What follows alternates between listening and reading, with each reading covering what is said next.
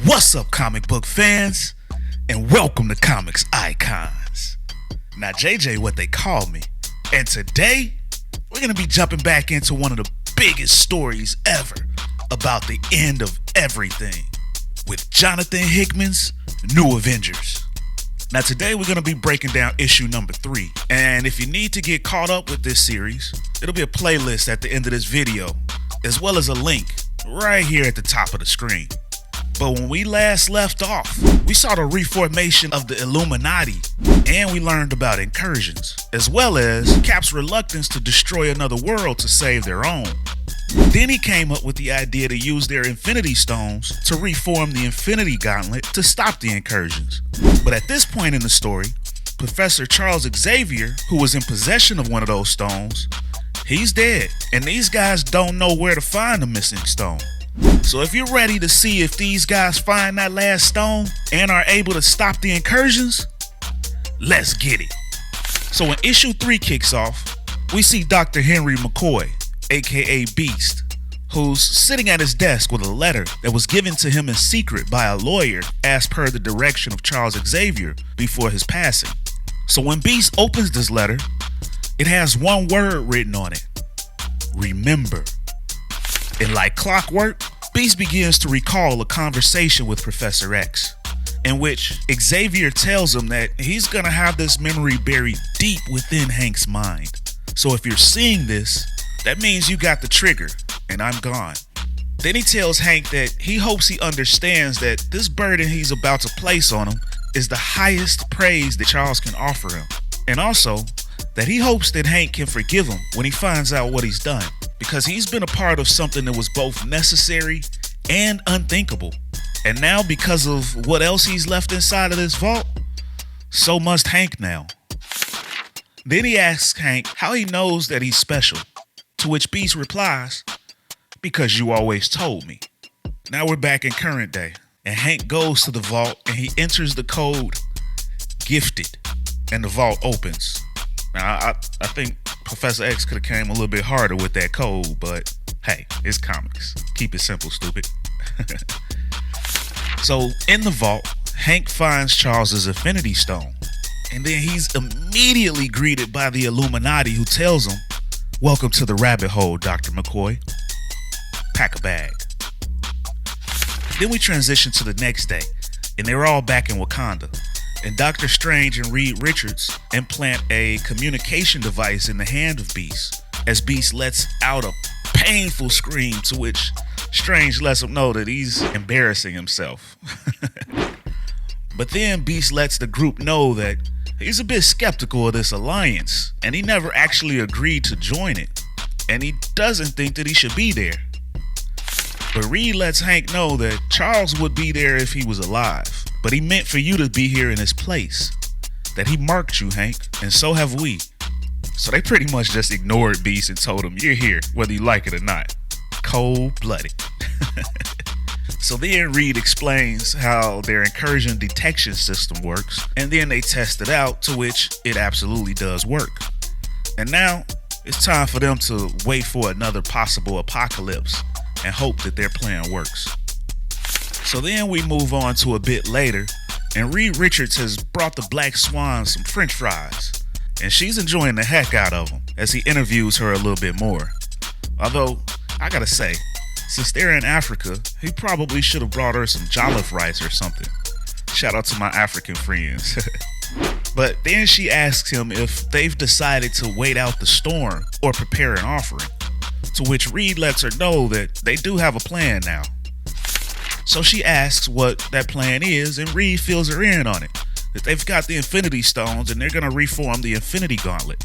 Then she tells him that that is a good plan, but the stones will not work outside their native universes, so they have limitations. But they will at least buy them some extra time, but this ultimately can't be stopped. But Reed Richards, he believes they'll work, and he kind of walks away feeling a little bit butthurt as the Black Swan says to him, "You pity me? I pity you, thinking you have some say in how all this ends." You see, Reed Richards is the kind of guy that he believes that every problem has a solution. So then we see the Black Swan in her cell the next day, and the next day, and the next day.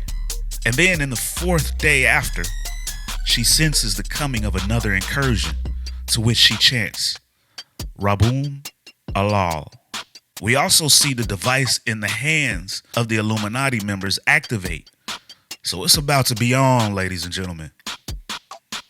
So now we see the Illuminati as they've teleported to Pakistan with the help of Lockjaw. And Captain Obvious, or Captain America, tells the team that he doesn't see anything.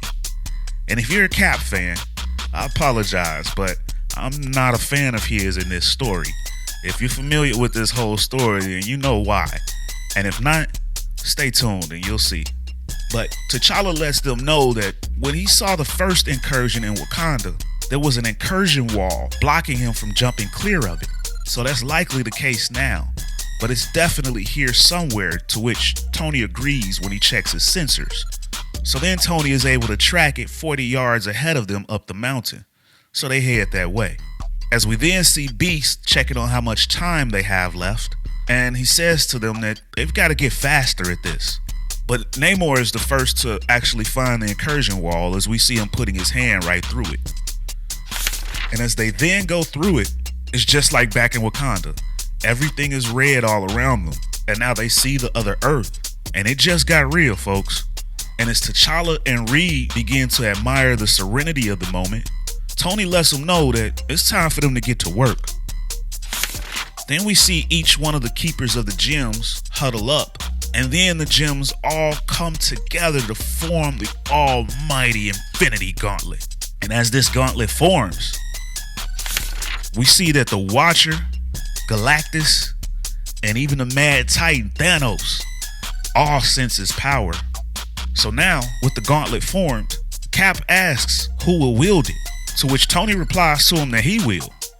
This is his plan, and the gauntlet acts as an extension of will, and Cap's got a lot of that.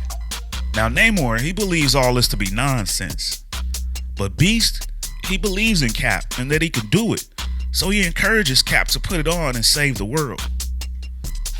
So now Cap, he steps up to the plate and he puts it on, and now he can feel the incredible power just surging through his body, as he feels that he can control both the heavens and the earth, to which Stark tells him to hurry up and do it then. Send that earth back. So Cap, he reaches out, and he uses that power to try and push this other earth back. Now Reed Richards, he's looking on in pure amazement. His scientific mind is in awe of this moment. Then Tony yells for Cap to push it away. You have to send it back to end the incursion. And it's working. Cap, he's gonna do it. The plan is working, and Cap's done it. He pushed back another earth. But then Reed, he begins to feel something, and now Tony does too. He knows something isn't right, that there's some vibration, some feedback. And then everybody is tossed back. 5 of the Infinity Gems just straight up shatter. But the 6th one, the Time Gem, it just vanishes. Now Beast, he's wondering what just happened, and a stunned Cap tells him, they're gone. I gave it one final push and the sky snapped back and they're just gone. I don't know what happened. Now all these guys are flabbergasted. But Namor tells Cap that he knows what happened, as he yells to Cap, "You just killed us all! You incompetent fool! You've killed us all!" And then he chin checks Cap, and then he has to be held back. Then we transition back to Necropolis in Wakanda later on, as we see T'Challa and Cap standing outside looking over the city, as T'Challa tells Cap that it's time to reconvene. But Cap, he wants to enjoy the peacefulness a little while longer, because all they've been doing is screaming at each other. But T'Challa, he insists that it's time to go back in. But Cap stops him, and he says to him, "I know I'm locked into seeing things as black and white, T'Challa. That's just who I am.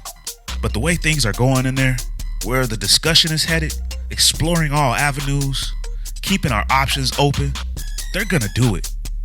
They're gonna talk themselves into compromising what we're supposed to believe in for expediency, just because we're desperate, and just because it's easy. It's wrong. I'm not gonna just sit here and watch it happen. I can't. So before we go back in there, I need to know something. Are you with me? To which T'Challa replies, when have you ever known me not to do the right thing? And then they head back inside.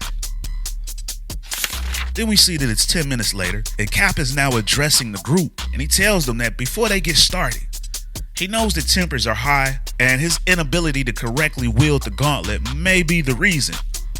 But his feelings have not changed, and there's no difference, except that they've had some success. They did stop an incursion. But Doctor Strange, he disagrees with this, because the difference is that they've now lost the instrument that gave them success. And now they have nothing. Then he asks Cap, what happens if there's another incursion? To which Cap tells him that they'll find a way, and they'll do it without sacrificing who they're supposed to be. But Strange lets him know that hope isn't good enough this time. He can't find comfort in that. Then Cap tells him that he knows he's asking a lot, but he knows that some of them will agree with him. Some of us still believe in doing things the right way. Isn't that right, T'Challa? To which T'Challa responds to him, no. So now Cap's like, but you said, and then T'Challa interrupts him. I told you I will do the right thing. How I feel, my personal desires mean nothing. My people are everything. In this, I am not a man. I am a nation, and I will do whatever it takes. So now Cap's got nobody on his side. He's all alone on this one. And then Namor taunts him. What did you expect, Rogers? The preservation of your soul at the expense of everything we hold dear? Then Steve turns to Hank, but to no avail. Hank's like, are you really gonna ask a mutant what he's prepared to do to stave off extinction? Then Reed tries to talk some sense into Cap, but it's not working. Cap is relentless in his willpower, as we all know. And he tells Reed that you'll lose yourself in this. You'll wake up one day and have no idea who is looking back at you in the mirror. But Reed lets him know that he's willing to sacrifice himself for his family. But Cap insists that he won't allow this to happen. He knows they're gonna build a machine or some kind of weapon without thinking if they should, just because they think they might need it. Then they'll eventually convince themselves that they're doing the right thing for the right reasons. And there's no other choice because it's the lesser of two evils. And then he looks at Tony and he says, isn't that right, brother? Then Tony replies, damn it, Steve. Why do you always have to be this way?